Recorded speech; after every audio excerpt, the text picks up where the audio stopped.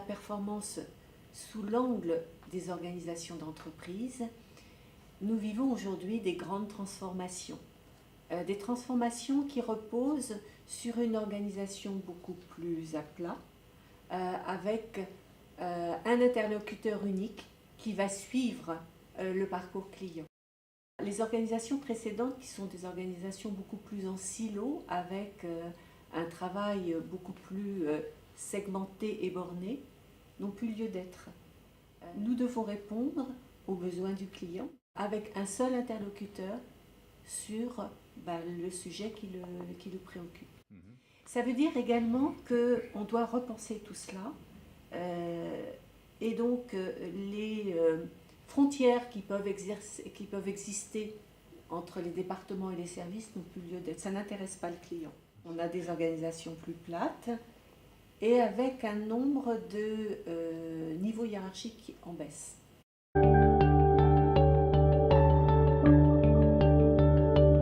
Ces transformations, bien entendu, elles ont un impact sur le niveau d'initiative et de responsabilité de chaque collaborateur. Il va suivre de bout en bout le projet du client et donc ça nécessite pour lui d'avoir des connaissances et des compétences beaucoup plus larges qu'elles ne l'étaient auparavant.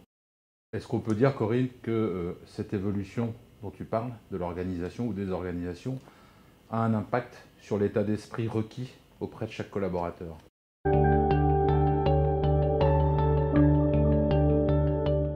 L'état d'esprit, c'est d'ouvrir et de se mettre à la place du client pour bien comprendre et répondre à la demande du client.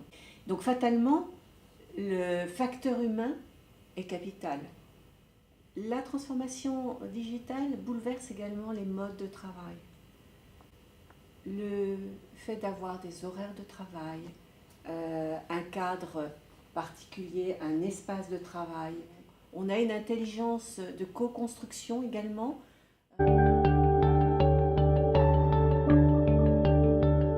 Sur la notion d'équipe performante, il y a, d'après ce que tu nous as dit, 3 points essentiels à respecter. Quel est le premier? Les interconnexions entre les différents membres de l'équipe, puisque toutes les actions sont interdépendantes. Donc ce n'est pas une association de compétences individuelles, mais une capacité à interagir avec les autres membres de l'équipe. Tu as évoqué avec nous le regard qu'on porte sur les membres de l'équipe. Quel regard, comment faut-il orienter son regard pour favoriser la performance collective? Alors, d'abord, il faut bien se connaître et il faut surtout capitaliser sur les forces des uns et des autres pour jouer sur les complémentarités, les forces de l'équipe. C'est ainsi que l'équipe sera performante. Ok, et enfin le troisième point qui concerne l'organisation stricto sensu, notamment des espaces de travail. Quel est ton regard sur ce point?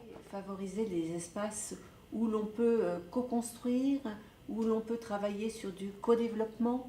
Là également aussi favoriser, organiser des nouveaux modes de travail comme le télétravail, où l'on peut travailler chez soi, au calme, avec la possibilité également d'avoir une réflexion plus sereine. Tous ces modes de travail qui sont nouveaux facilitent également les bonnes conditions de performance, favorisent également le bien-être au travail. Tu viens de nous expliquer la pertinence qu'il y a à faire évoluer l'organisation, les organisations dans leur ensemble. Les gens qui t'écoutent pourront faire écho avec ce qu'ils vivent. Si tu devais conclure sur ce sujet, qu'est-ce que tu nous dirais? Alors, inscrire les nouvelles organisations du travail en lien avec les enjeux actuels du marché nécessite de l'inscrire dans une politique globale de qualité de vie au travail avec un engagement durable des salariés.